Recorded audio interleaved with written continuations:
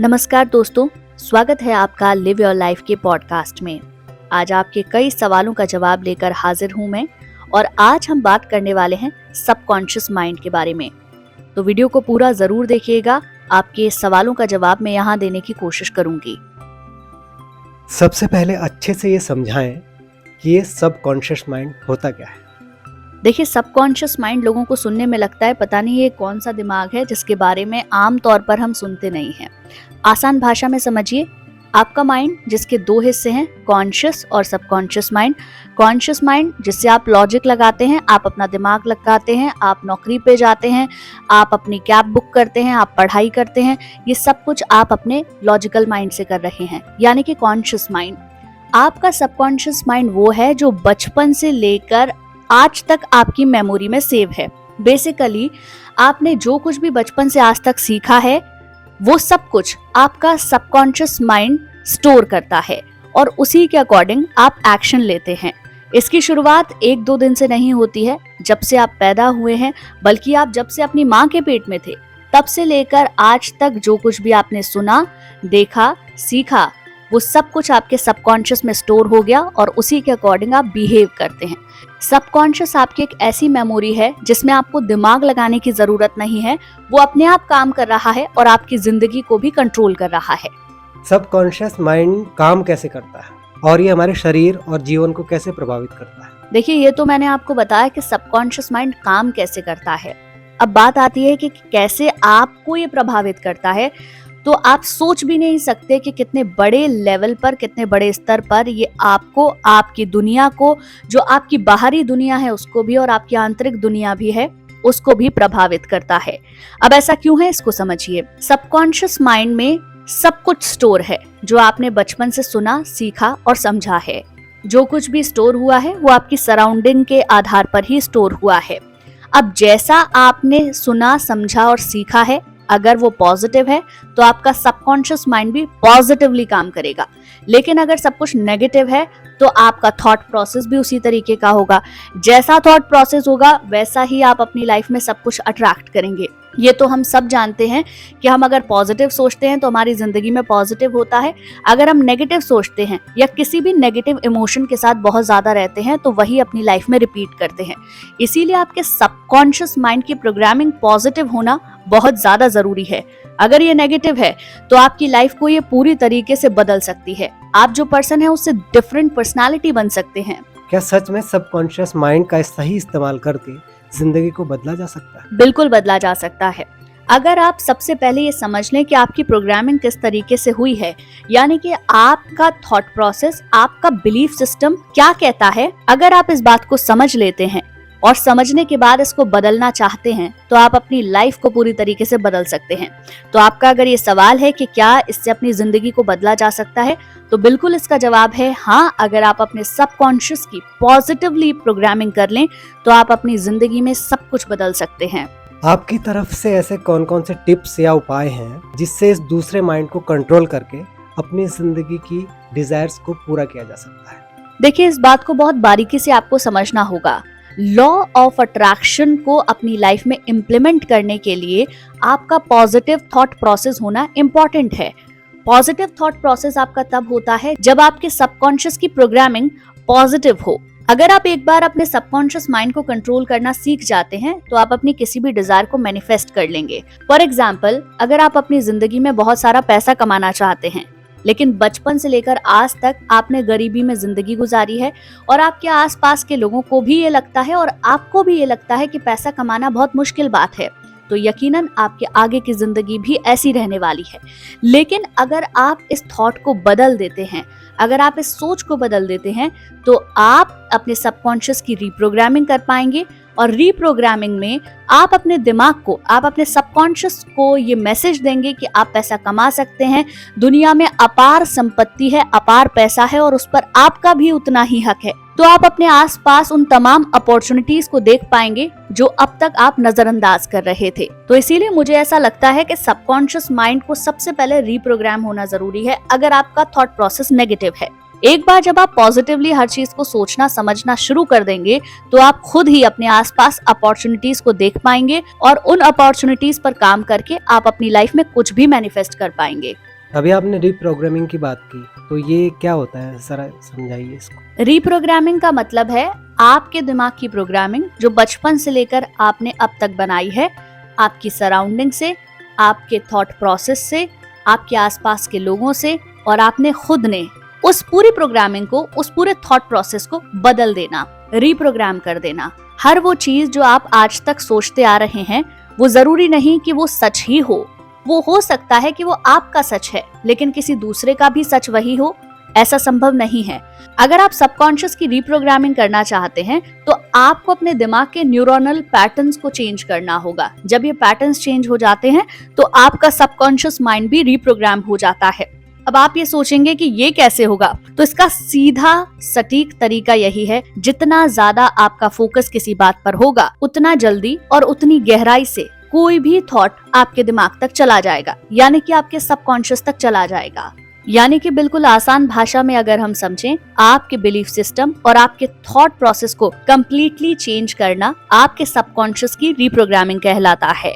इस दूसरे माइंड के बारे में कहा जाता है कि इसकी सेटिंग और कंट्रोल अगर सही तरीके से हो जाए तो हम जो चाहें वो मिल सकता है। क्या ऐसा संभव है? आपको क्या लगता है? बिल्कुल ऐसा संभव है। आपने बोला सबकॉन्शियस माइंड की सेटिंग का मतलब रीप्रोग्रामिंग से ही है। आप इसको ऐसे समझिए कि आपके दिमाग में आप सालों से किसी बात को स्टोर करते हुए आ रहे हैं और उसी के आधार पर आप डिसीजंस भी लेते हैं, लेकिन आप जो स्टोर करते आ रहे हैं वो इन्फॉर्मेशन को अगर आप चेंज कर लेते हैं तो ऑब्वियसली उसका आउटकम भी चेंज हो जाएगा। यानी कि जो आपके अंदर है उसी के हिसाब से आपकी जिंदगी का मूर्त रूप है। अगर आप अंदर की चीजों को बदल लेंगे तो आउटकम ऑटोमेटिकली चेंज हो जाएगा। तो बिल्कुल सबकॉन्शियस माइंड की सेटिंग अगर आप करते हैं, यानी कि आप रीप्रोग्रामिंग करते हैं और इसे कंट्रोल कर लेते हैं, यानी कि अगर आप नेगेटिव थॉट प्रोसेस पर कंट्रोल पा लेते हैं तो आप अपनी लाइफ में कुछ भी चेंज कर सकते हैं और पॉजिटिवली कुछ भी मैनिफेस्ट भी कर सकते हैं।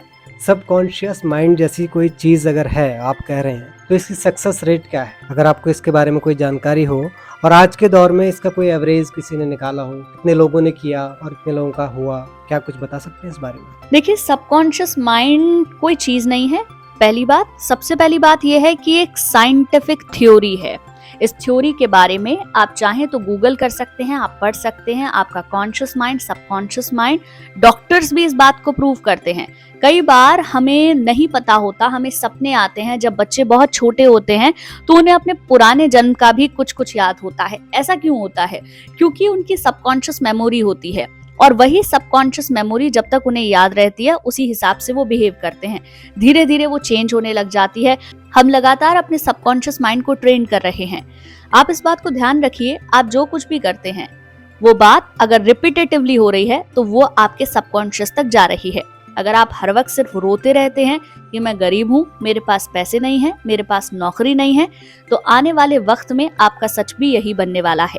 लेकिन इसके ठीक उल्टा, अगर आप अबंडेंस के बारे में सोचते हैं, आप खुशियों के बारे में सोचते हैं, आप हैप्पीनेस के बारे में सोचते हैं, तो आपके दिमाग को ये सारी फीलिंग सच लगने लग जाएगी और वो हकीकत में भी आपका सच बन जाएगा। सबकॉन्शियस और कॉन्शियस माइंड में क्या अंतर है, ये जानना है। देखिए, जैसे मैंने शुरुआत में भी आपको बताया, सबकॉन्शियस माइंड हमारा मेमोरी माइंड है जिसमें सब कुछ स्टोर्ड है। कॉन्शियस माइंड हमारा लॉजिकल माइंड है जिससे हम रोजमर्रा के काम करते हैं, अपना दिमाग लगाते हैं, इंटरव्यू देने जाते हैं, सवालों के जवाब देते हैं, ध्यान से कोई भी काम करते हैं, पढ़ाई करते हैं, टाइपिंग करते हैं या कुछ भी जिसमें हम अपना लॉजिक लगाते हैं, वो सब कुछ हमारे कॉन्शियस माइंड से हो रहा है। लेकिन सबकॉन्शियस माइंड, फॉर एग्जाम्पल, आप सालों से कार चलाते हुए आ रहे हैं। अब कार चलाने में आपको दिमाग लगाने की जरूरत नहीं है, आप अपने आप ही कार चलाते जाएंगे। आपको उसके लिए कुछ सोचने की जरूरत नहीं है। आपका हार्ट पंप कर रहा है, आप क्या उसमें दिमाग लगाते हैं? आपकी किडनी काम कर रही है, आप उसमें भी दिमाग नहीं लगाते हैं। कुछ चीजें आपकी जिंदगी में अपने आप कंट्रोल हो रही हैं जिनके बारे में आपको पता नहीं है। ये सारा काम कर रहा है आपका सबकॉन्शियस माइंड। बिल्कुल आसान भाषा में इसे समझिए, जो भी काम में आप दिमाग का इस्तेमाल कर रहे हैं वो सब कुछ आपका लॉजिकल माइंड कर रहा है, यानी कि आपका कॉन्शियस माइंड कर रहा है। जिस भी काम में आपको दिमाग लगाने की जरूरत नहीं पड़ रही लेकिन वो ऑटोमेटिकली हो रहा है, जैसे कि राइट हैंड से ब्रश करना, जब भी आप ट्राउजर या पैंट पहनते हैं तो राइट लेग को ही पहले डालना, कार ड्राइविंग करते वक्त आपको दिमाग लगाने की जरूरत नहीं होती है। इसके साथ ही रोजमर्रा में आप देखेंगे जाने कितने ऐसे काम हैं जिन्हें आप अपने आप कर रहे हैं। ये सारी चीजें आपका कॉन्शियस माइंड करता है।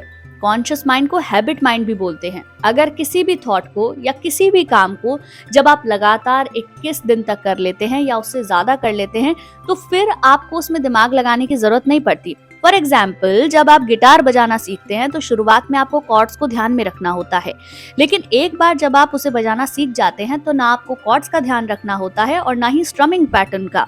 ये ठीक बिल्कुल वैसा ही है।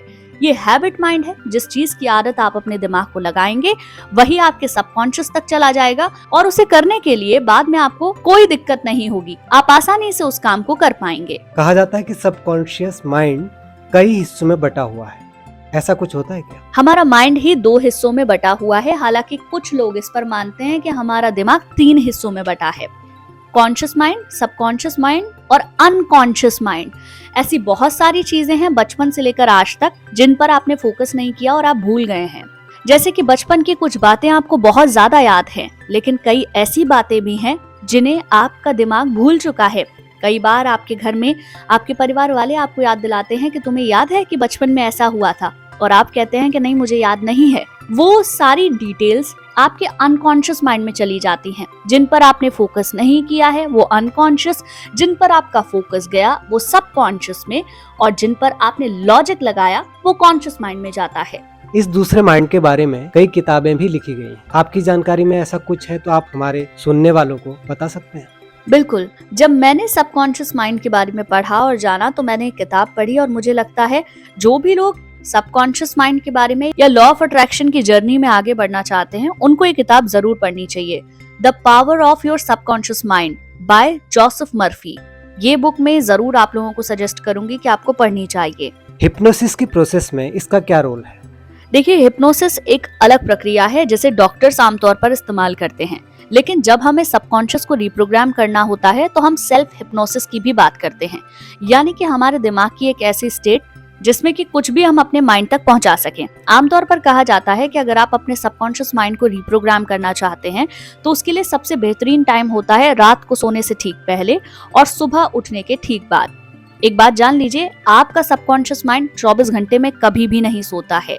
जब भी आप गहरी नींद में होते हैं तो आपको नहीं पता कि आपके आसपास क्या एक्टिविटी हो रही है, लेकिन आपका सबकॉन्शियस माइंड 24 घंटे जगा रहता है। दिन भर में आपके साथ जो भी कुछ हुआ, आपके साथ अच्छा हुआ, आपके साथ बुरा हुआ, आपके सबकॉन्शियस माइंड में वो स्टोर होता है। अगर आपने उस पर अपना फोकस बढ़ा दिया तो वो आपकी मेमोरी में सेव हो जाएगा और आने वाले दिनों में आपके सामने वैसी ही घटनाएं घटने लग जाएंगी। इसीलिए हम आम भाषा में ये भी बोलते हैं कि बुरा वक्त जब आता है तो एक के बाद एक मुसीबतें आने लग जाती हैं।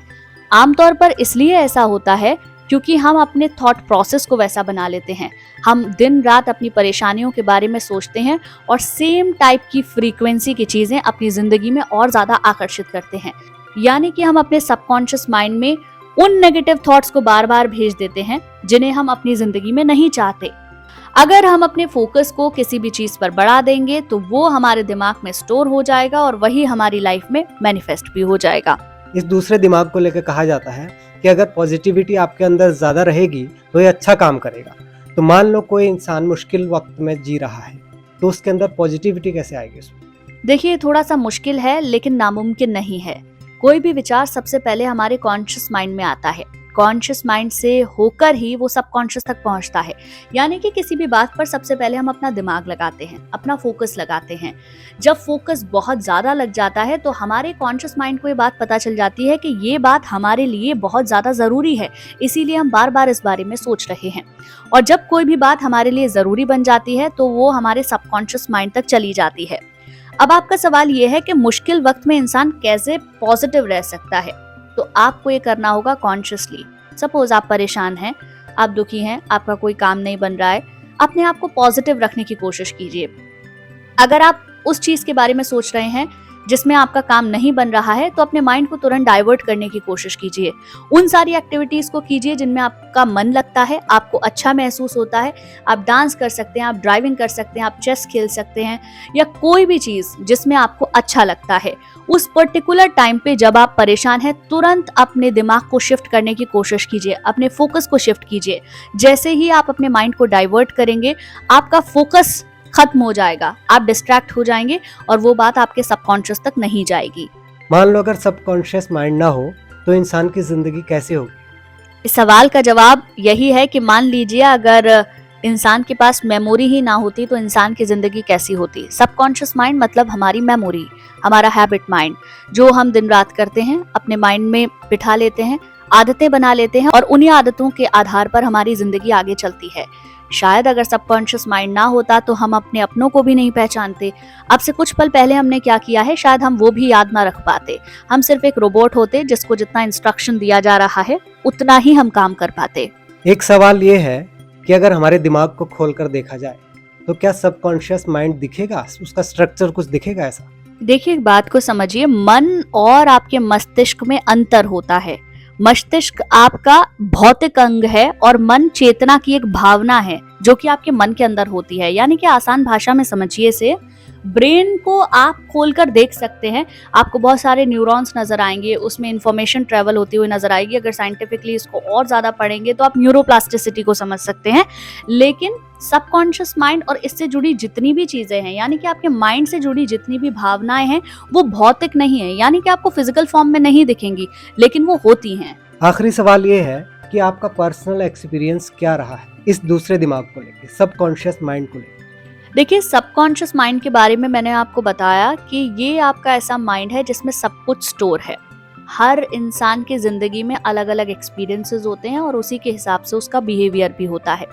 मेरी भी लाइफ के कुछ खराब एक्सपीरियंसेस जिनके बाद मेरा बिहेवियर उसी हिसाब से हो गया था। ना मैं खुश रहती थी, ना मैं कहीं बाहर जाती थी, ना मैं एंजॉय करती थी।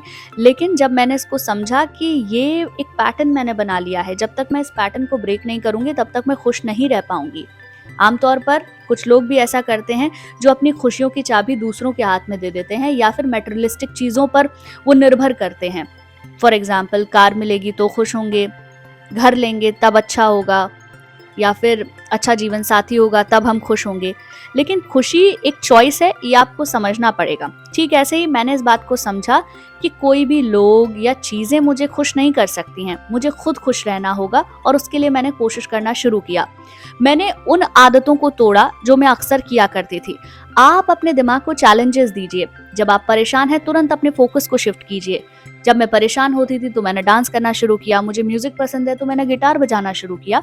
तो ऐसी कुछ चीजें जब आप करते हैं तो आपके दिमाग की प्रोग्रामिंग चेंज होती है, आपके दिमाग की न्यूरोनल मैपिंग चेंज होती है। जैसे ही ये मैप का स्ट्रक्चर चेंज होगा, आपका थॉट प्रोसेस चेंज हो जाएगा और सबकॉन्शियस माइंड आपके फेवर में काम करने लगेगा।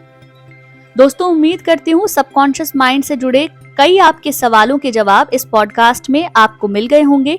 आप किसी और टॉपिक पर अगर मुझसे सवाल पूछना चाहते हैं तो आप मुझे कमेंट करके जरूर बताइए। साथ ही चैनल को सब्सक्राइब करना ना भूलिए। हम ऐसे ही वीडियोस आपके लिए लाते रहेंगे।